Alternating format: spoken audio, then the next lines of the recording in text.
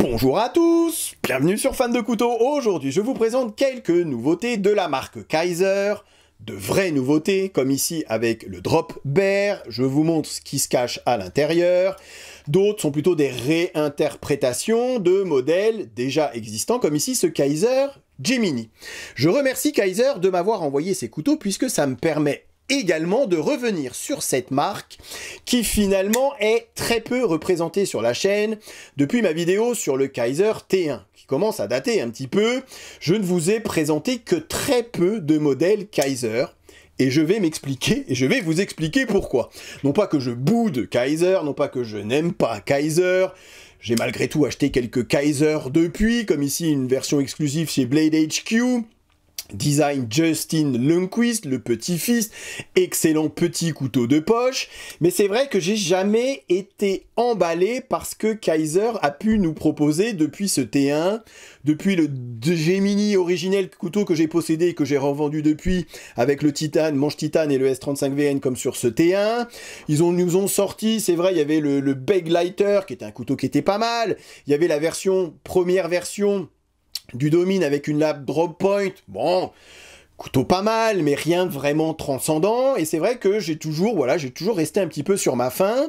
De plus, j'ai toujours trouvé que Kizer avait un petit peu le cul entre deux chaises. J'ai bien dit, j'ai toujours trouvé que Kizer avait le cul entre deux chaises. Je m'explique, à l'époque du T1, couteau qui coûte aux alentours de 150-180 €, qu'on ne peut pas considérer d'ailleurs le T1 comme un couteau entrée de gamme, hein, c'est pas du G10 et du D2 à 50 €, c'est pas non plus des couteaux haut de gamme, ou très haut de gamme, à la WeKnife ou à la Reate pour rester en Chine, couteau à 250 €, au niveau des finitions, même aujourd'hui d'ailleurs, hein, avec ce Deviant, couteau qui coûte aux alentours de 150 €, qui est version, c'est du premium chez Kizer, hein, on est sur du micarta, du cuivre, du M390, mais au niveau des finitions, au niveau de l'assemblage, on n'est pas à la hauteur de ce que peut nous proposer WeKnife aujourd'hui.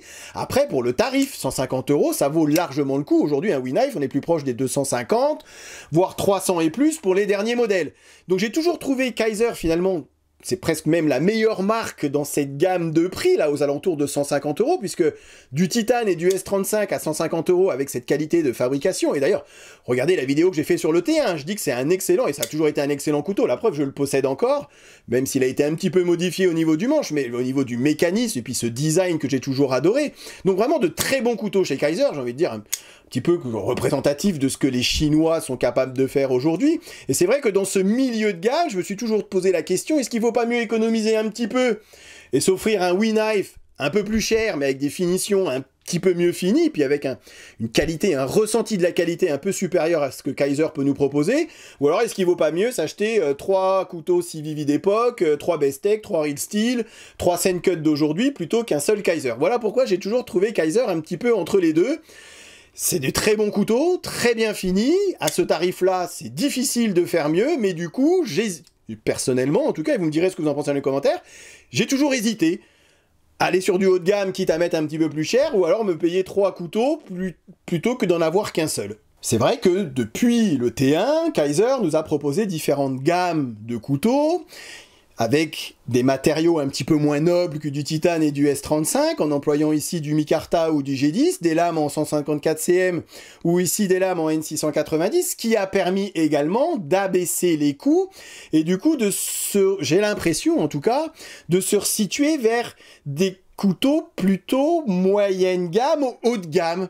On n'est plus à la frontière entre le haut de gamme, où on hésite un petit peu à mettre un peu plus, ou alors on n'hésite plus du tout et on se tourne vers de l'entrée de gamme. Là, on est vers des couteaux où je trouve en tout cas c'est un peu ce que CVV fait aujourd'hui finalement. CVV, c'est plus, et je l'ai fait la vidéo dernièrement, c'est plus considéré comme de l'entrée de gamme. Il y a Sencut aujourd'hui qui est de l'entrée de gamme, et on se tend vers des couteaux moyenne haut de gamme. Alors certes, il n'y a plus de Titane et il n'y a plus de S35, ils ont remplacé ça par du micarta et par ici du N690, mais du coup ça permet aussi de diviser le prix par deux. Donc on se retrouve avec des couteaux qui sont super bien finis, hein, fidèles à ce que Kizer a l'habitude de nous proposer. J'ai même envie de dire fidèles à ce que les Chinois ont l'habitude de nous proposer aujourd'hui, à des prix 80 €. c'est tout à fait correct. On n'hésite plus entre un couteau à 80 € et un couteau à 300 €. La question, elle ne se pose plus autant que ce qu'elle pouvait se poser avant. Là, du coup, on se dit, ok, moi, je veux pas un couteau entrée de gamme avec du D2 et du G10. Je voudrais quelque chose d'un petit peu supérieur sans dépasser la centaine d'euros.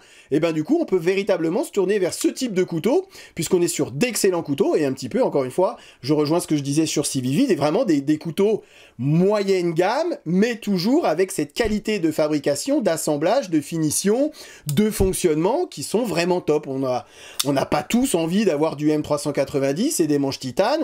Voilà, on peut se contenter également, pour un couteau de poche, d'avoir un manche en micarta et d'avoir du N690 qui est un très bon acier pour en faire un couteau de tous les jours. En plus, je trouve que sur ce Jiminy, ce que ça a permis l'emploi du micarta, c'est que ça a permis de réduire légèrement l'épaisseur du couteau. Ça, c'est de mémoire, mais de mémoire, et le couteau était quand même bien plus épais. Ça a permis de l'alléger également. Il y a eu du travail de fait sur ce Jiminy. Regardez les plaquettes en micarta, elles englobent les platines en acier inoxydable, qui ont été ajourées. Alors certes, on n'est plus sur un frame lock, on est sur un petit liner lock, mais là, c'est véritablement un couteau de poche, et on garde le même design Rella Conico. Ce que j'ai toujours peu aimé sur ce couteau finalement, c'est ce flipper, voilà, le flipper tab.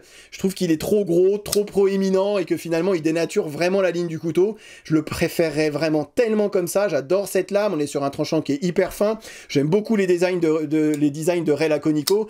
Maintenant, je trouve que le flipper, il dénature vraiment le couteau, et c'est aussi la raison pour laquelle j'avais revendu ma version titane. Ici, le Domine. Alors celui-ci, ça fait partie d'un de mes petits coups de cœur parmi ce qu'ils m'ont envoyé. Autant la version de base avec cette lame drop point, on était sur un couteau qui était somme toute assez banal. Autant cette version avec cette lame Wharncliffe, je la trouve juste sublime. Ça donne une ligne au couteau, une petite agressivité, pas trop, juste ce qu'il faut, un tranchant plat. J'adore, une lame avec une émouture creuse, on est sur un tranchant d'une finesse, ça pour couper du saucisson, c'est que du bonheur.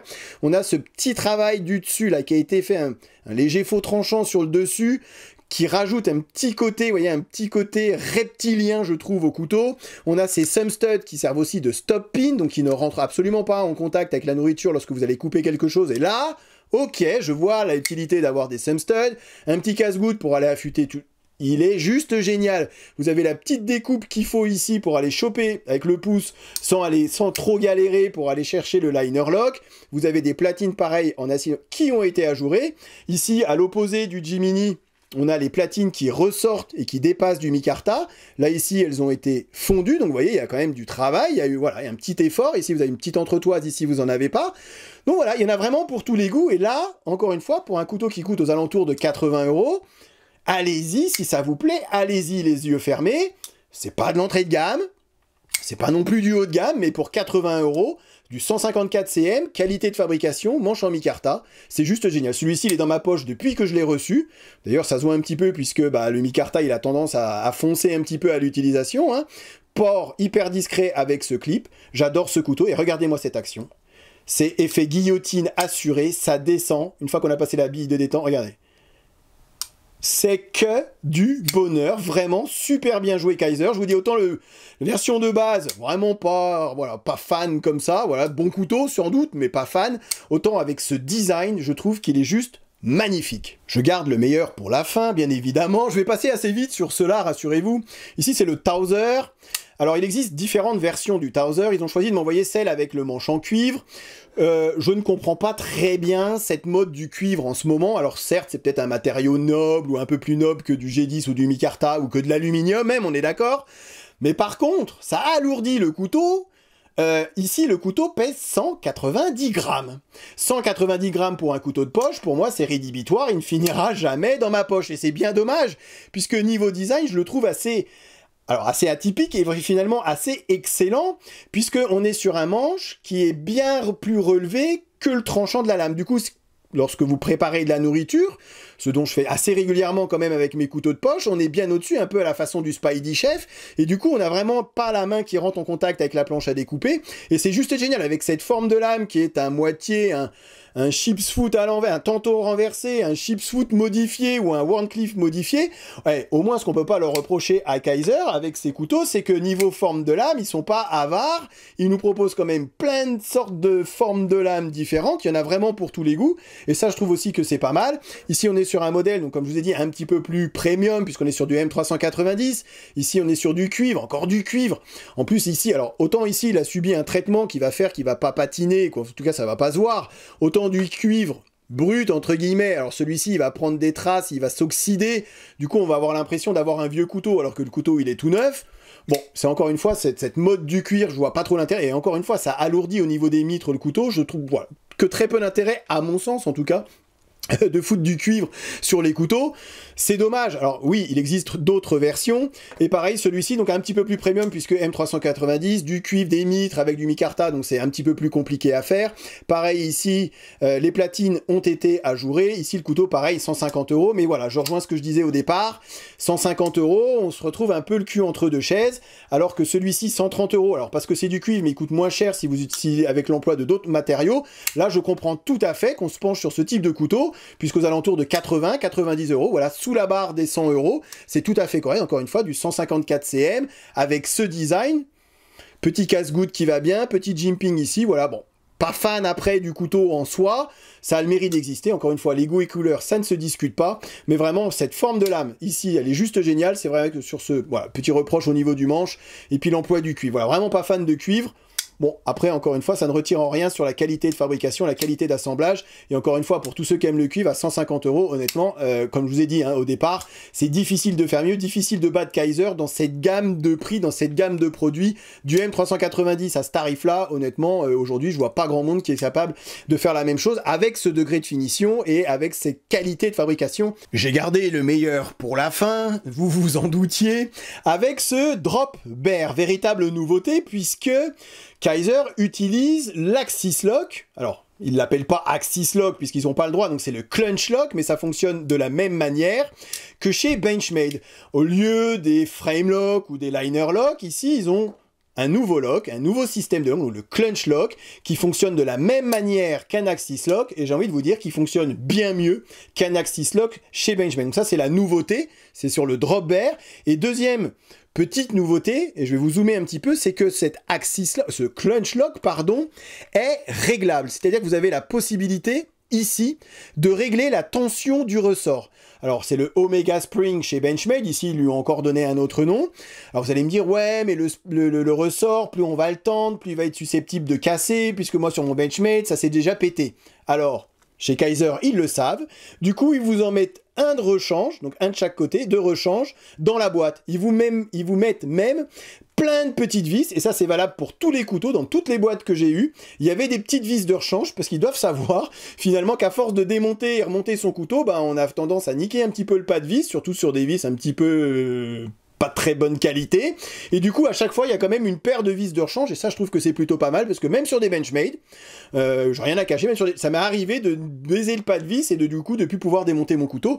Là au moins bah, vous faites sauter la vis et vous pouvez la remplacer puisqu'il y en a dans la boîte. Donc ça c'est la particularité, c'est que ça vous permet de régler la tension du ressort en changeant ici de position.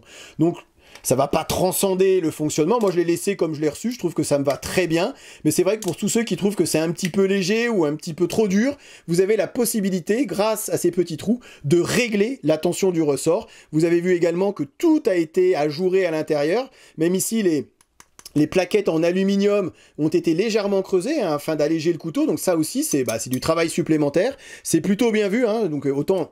Ça n'a pas toujours été le cas, hein, les plaquettes ajourées hein, chez Kizer, donc voilà, il faut le préciser. Quand c'est bien fait, je vais vous le remonter en direct, hein, parce que ça prend 2 secondes. Ici, c'est du 8, comme sur la plupart des couteaux. À l'arrière, c'est du 6, comme sur la plupart des couteaux. Vous voyez, ça prend vraiment 2 secondes à régler, le ressort en plus. Donc c'est pas mal du tout. Et c'est vraiment pas mal fait. Alors l'avantage de l'Axis Lock, vous allez me dire par rapport à un autre lock, bah, c'est que c'est ambidextre.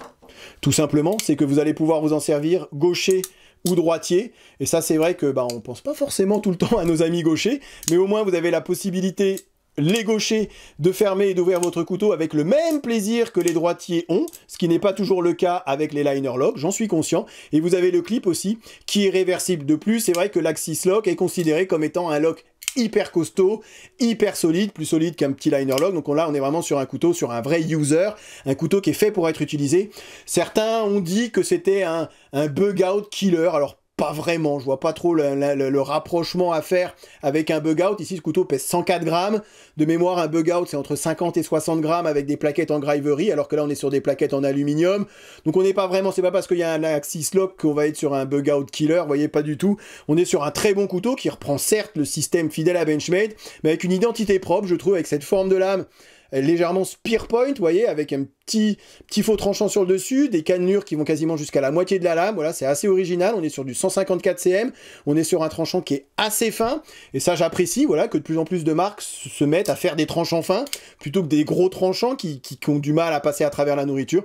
Voilà, vraiment excellent petit couteau, un poil plus cher que les autres couteaux que j'ai pu vous présenter précédemment.